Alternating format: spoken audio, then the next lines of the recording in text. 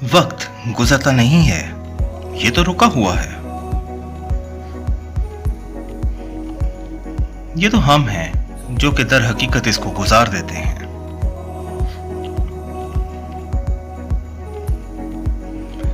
हम चलते रहते हैं और हमारे अमाल वक्त की दीवार पर नकूश छोड़ते जाते हैं। चुनाचा ये वक्त की किताब में महफूज होते जाते हैं, एक दायमी किताब। जमीन हो या आसमान, ये सब जमान और मकान की कैद में है, और इस जमान और मकान की कैद में छुपा हुआ है एक सच। जब से ये कायनात बनी है, इसको दो कुव्वतों से सजाया और संवारा गया है, एक अच्छाई और दूसरी बुराई। इन दोनों ताकतों में जंग उस दिन से शुरू हुई जब शैतान ने आदम को सजदा करने से इनकार कर दिया, जो कि उसकी एक खासियत है। आग जो उसे मुमताज करती है मट्टी पर, जिससे इंसान बनाया गया।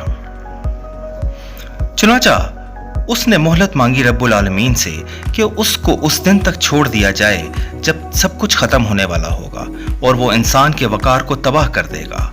एक गरजदार आवाज आई रब्बुल आलमीन की तरफ से कि तुम्हें तुम्हारी डिमांड अता कर दी। इंसानियत आजाद थी इस जमीन पर घूमने के लिए, सरसब्ज़ व शदाब चरागाहें, एक बेहताबी रिस्क, खाने के लिए बेहिसाब फल और गोश्त। और उस वक्त मेरा लफ्ज इजाद नहीं हुआ था, जो कि बुराइयों की एक जड़ थी।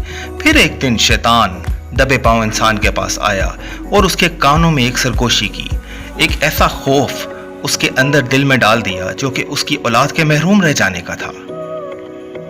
इंसान ने उसका राज पूछा, उसका हल पूछा, और उसने एक सादा असूल वज़ा किया कि इन बेताबियों पर कब्जा कर लो, और जमीन पर जिस पर तुम रहते ही का इख्तिताम हो गया और इंसानियत तकसीम होकर रह गई। इंसानों में एक जंग शुरू हो गई ज्यादा से ज्यादा हासिल करने की।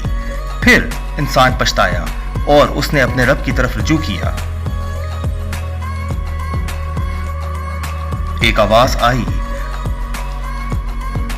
हम अपनी वही तुम पर उतारते रहेंगे, जो उस वही को थामे रहेगा वो अपनी वही कदर मंजिलत और जन्नती जिंदगी हासिल कर लेगा।